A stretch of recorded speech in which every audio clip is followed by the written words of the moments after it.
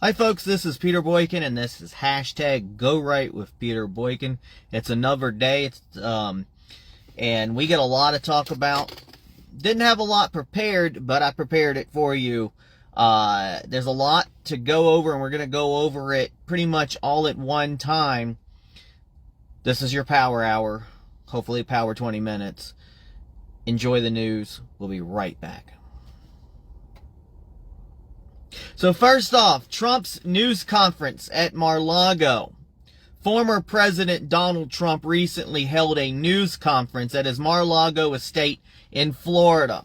Trump's demeanor seemed less than enthusiastic, perhaps due to the overwhelming media attention Kamala Harris and her new running mate Tim Walz has been receiving.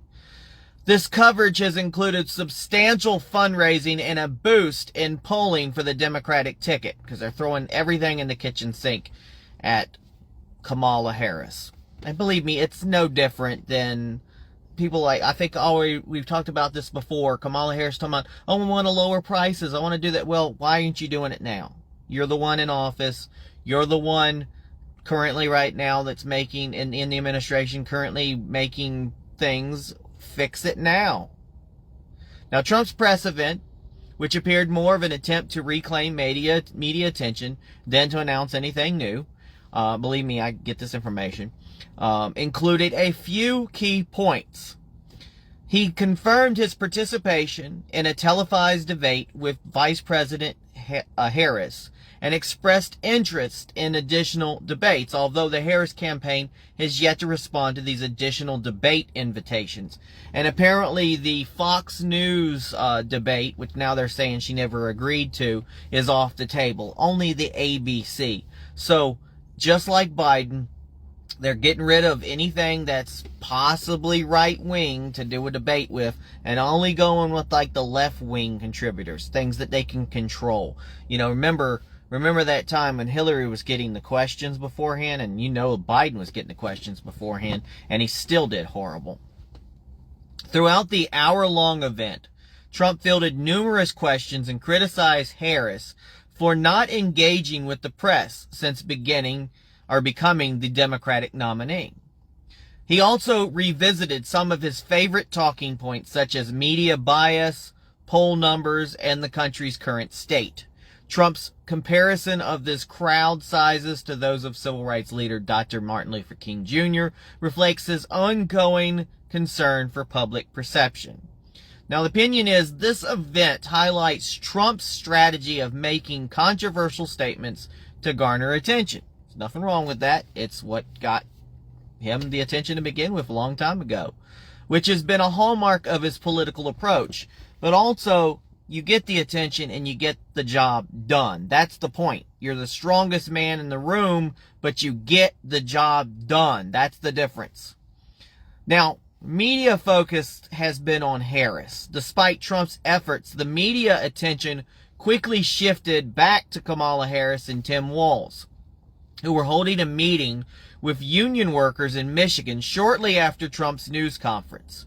This reflects a significant shift in media focus, with the Democratic side currently enjoying a more positive coverage because they basically own the media. Now that they have somebody that can talk, Biden could barely walk, they're going to jump on it. And they're going to do everything they can to try to boost a Kamala Harris's, victory. Sad thing is, the media should not be deciding who the president is. They're supposed to be reporting news, not making news, and that's what they keep doing. It's another 1984, making the news, changing the views, skewing it. It's hard to find the information on Donald Trump. I had to go to the BBC to find stuff because everything was kind of skewed. There's no real opinion, it's all opinion. Now, I'm an opinion-based. I'm Peter Boykin. I'm a Constitutionalist for liberty. I am a opinionist. I will tell you I'm giving you an opinion. I am not a newscaster. I am a citizen journalist. So I will tell you when I'm opinionated, and believe me, I am. But I am opinionated about multiple people. But I try to get sources from all sorts of different things. So, Trump may benefit from focusing on policy and results as suggested by Republican strategics Mark Lauder. While Trump did address some policy issues during his press event, his grievances about media coverage and crowd sizes overshadowed these points. Now, the media's focus on Harris and Walz indicates a current preference for the Democrat narrative, which could challenge Trump's ability to regain the spotlight.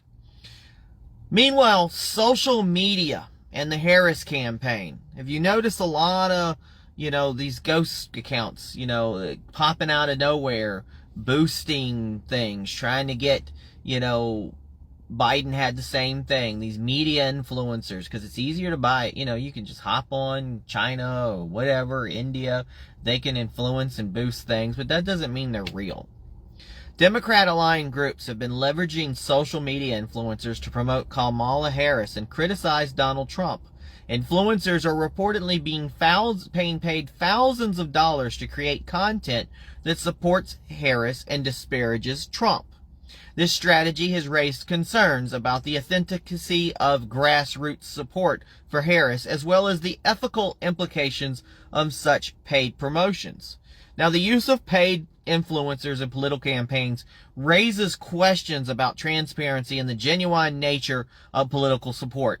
And I'm going to let you know, I'm not getting paid to support Donald Trump. This costs me money. Everything I do, Go Right News, podcasts, subscriptions to things, I'm spending probably $200-300 a month on things, and nobody is paying for me. In fact, I'm getting the same emails, the same text messages, the same things from the Republicans, etc., even Democrats, asking for money, asking for volunteer work. This is my volunteer work. This is my contribution. Nobody's paying me to influence Donald Trump. The Republican Party sure as hell isn't. And yes, I do run for office. Yes, this helps me get the word out a little bit more and spreads the news. But I do Go Right News. I do the Go Right movement to try to get people some knowledge about what's going on in the world, to try to give you a different viewpoint and try to comb through the news and find a calm message, some easily explained to let you know. Now, if you want to help me out, I got a cash app thing. You can go to Peter Boykin $, I think Peter Boykin $1 or something. It's on my pages. It's on the groups. You can donate directly from GoRightNews.com. You can donate at PeterBoykin.com, which goes to me at this point, not a political campaign. I'll let you know when I need political donations. But right now, anything that donates, that people can help with, and believe me, nobody really donates because I know people don't have the money. I'll just figure it out myself. I do it. Sometimes my websites go down for a couple of days. It's kind of paying the bill and trying to get them back up. But I'm going to keep pushing out. Speech is supposed to be free, so I'm going to do anything I can to get my speech out there. So the last topic is the Georgia Election Board reinvestigation. So in Georgia, 3 Republican members of the state election board voted to reinvestigate the 2020 election, despite warnings from the board's chairman and a Democratic member that the move could be illegal. The decision was met with the approval from Trump, who praised the board members for their actions. However, this move has sparked controversy. Well, everything's controversial, with the concerns about setting a danger and precedent for future elections. Oh, God forbid we actually figure out how elections are supposed to be. Now, this reinvestigation comes from a previous resolution confirmed that Biden won Georgia, despite some procedural issues during the recount. The Republican board members' decisions to push forward with the reinvestigation reflects ongoing disputes over the 2020 election results. Now, opinion here, the decision to reopen the investigation into the 2020 election in Georgia is controversial and raises legal and ethical concerns about the precedent it sets for election integrity. Well, because the election had no integrity, maybe it needs to happen. So all of these topics I talked about, they are presenting significant developments in the current political landscape, with Trump seeking to regain attention and a media environment increasingly focused on Harris and the Democrats. The use of social media influencers and ongoing controversy surrounding the 2020 election further complicate the narrative, reflecting the deeply polarized nature of American politics. This will all be on GoRightNews.com. I might break it down in individual articles, but I want to put something together for this morning. So it's now time for the Go Right recap, the Go Right News recap with Peter Boykin. So we talked about recently about election integrity. Youngskin from Virginia is doing a great job, and if he can stay on it, he can make sure our elections are free, fair, and clean, and without a doubt. The 2020 election that we weren't allowed to talk about for years, YouTube, everything wouldn't let you talk about it, just as bad as talking about COVID. We weren't allowed to talk for years. The government prevented us to talk. They helped media prevent us from talking. Musk has a lawsuit right now about media squashing coverage, advertisement flow. The media really is influencing this campaign. The media is giving all the attention to Harris and Walz. The media is basically, what we know, Democratic. There's also a giant issue with media. They're all owned by the same people. All these companies and all these things, Donald Trump proved this a long time ago, with the right amount of money, the right amount of influence, you can get whatever you want pushed. We've seen grassroots astroturfed. We've seen people in the movement on both sides who astroturf themselves into the movement. We've got somebody here who's running for governor as a Republican. I believe he was astroturfed into the movement. Came out of nowhere, did great with a video at our Greensboro, and everybody boosted him on Facebook and everywhere else. And now he's supposed to be the greatest. I personally don't think he'll make a good governor. Doesn't mean I like the Democrat, but that's my prerogative. That's my opinion. Whatever happens, I only always hope that no matter who gets the job, at the end of the day, any job in politics, they can do their job. And that's the problem. Kamala Harris has proven she has not been able to do the job. She has been the backbone of the Biden administration, unfortunately, because Biden has been out there. He doesn't know what the hell he's doing. He doesn't even know what if he's wearing underwear probably every day. He's Sleepy Joe for a reason. Now, I've got some people who are on the fence about the election. They'll say, Donald Trump's an asshole. I don't like Donald Trump. I don't like his attitude. But then I question them, well, what do you like about Kamala? I say, I don't like what she's doing, but Donald Trump's an asshole. So if you're really voting against Donald Trump just because he's an asshole, why? I'd rather have an asshole that can actually get the job done than some sweetheart that's a pushover who can't get anything done. So, oh, I'm nice, I'm Kamala Harris, let me dance and laugh. But while you destroy the world and destroy America with the policies where allow people to come flooding into our border, and you want to take away our guns, and you want to take away our rights, and you want to say that we're giving us rights, and I'm protecting you, and I'm protecting the public, and I hear Kamala's talk about life, liberty, pursuit of happiness, throwing those things around like she's some sort of constitutionalist, where she's not. She is destroying the Constitution. And then she picks Walz, who really is a left-wing progressive. Take out the LGBT crap that they want to bring a laugh. Don't pay attention to that. Talk about the other things that this guy's done. I mean, the biggest was, and we talked about it before, was during COVID, you had a call-in line. There you're calling in your neighbor because they're not staying at home. Really? A police state? That's what we were going through. And so many people have forgotten how bad it was. How truly bad it was during the reign of COVID. It was worse than the actual disease. And sorry for the people who actually died of this massive flu, because they just renamed it instead of an animal, or, spider flu, or monkey flu, or whatever it is that they usually throw, swan flu, bird flu. It was COVID-19. It was mysterious. And they made it all scary. And they promoted it Another thing, the media, conglomerates, they promoted it. They pushed money into the government. They kept us from being able to go to church. They kept us from being able to gather. They arrested protesters protesting abortion clinics in Greensboro, North Carolina.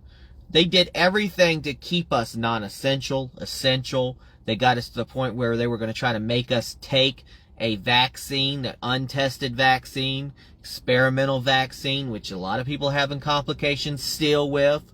And now it's coming out. They made us wear masks that weren't exactly really working for us. It caused respiratory problems and other problems with people. Instead of just going to the classic, washing your hands, keeping surfaces clean. And sadly, we went from, I like how places were clean, cleanliness and stuff. We've gone to where we've got not enough people to work and nobody's cleaning anything. Everything's dirty everywhere I go. Food services and food places, nobody's cleaning like that. They're just spreading more germs. I think we live in a more germ-filled environment now than we did pre-COVID. I kind of like the streets being empty, honestly, if it was me. But that was the reign where we weren't allowed to talk. Media influence. Media influence is the dangerous aspect of this country.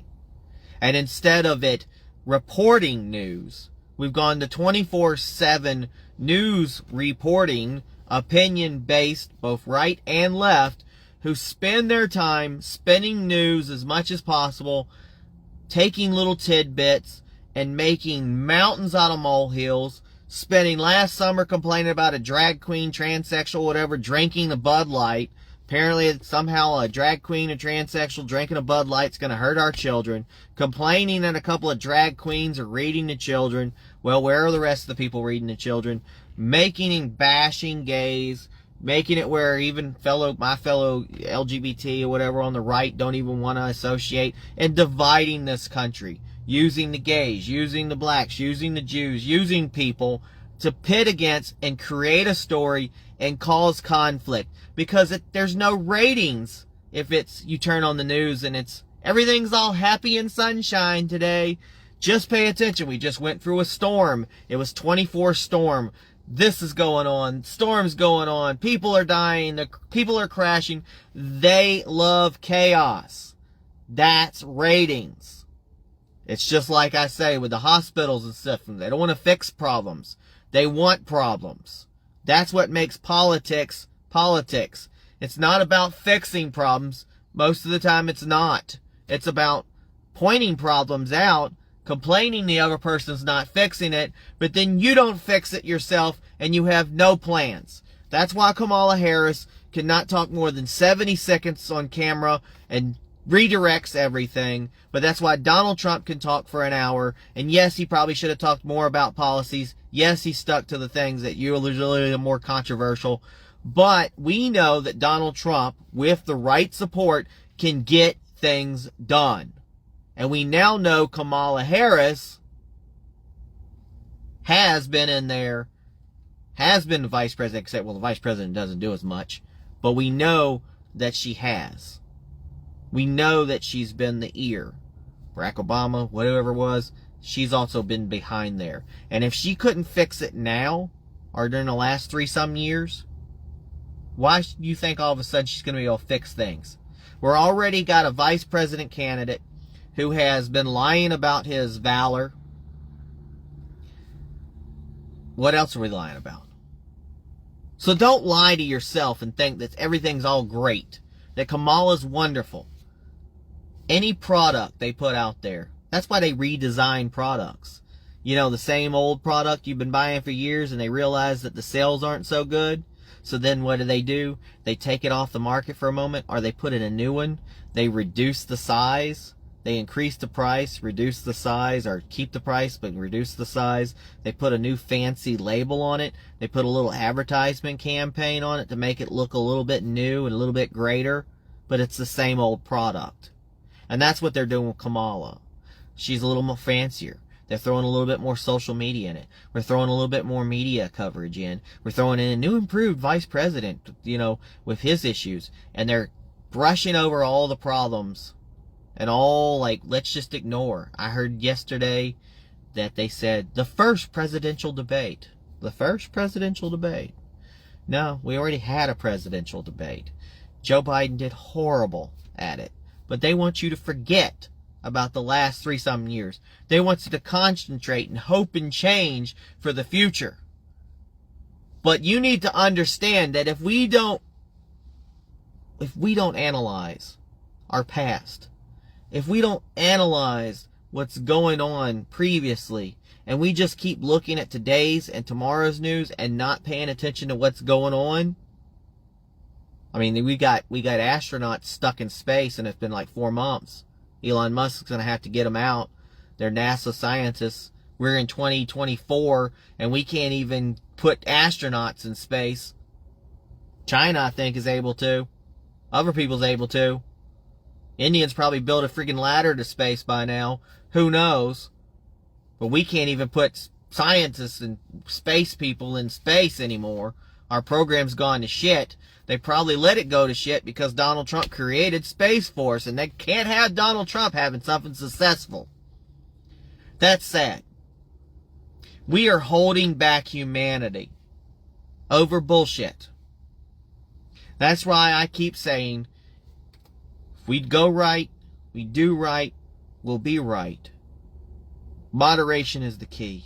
Understanding our Constitution and being a constitutionalist for liberty and starting to figure out how we, the people, the melting pot of ideas, can get together like our founders did and put together a more perfect union and keep that union, like they said, divided we fall, united we stand.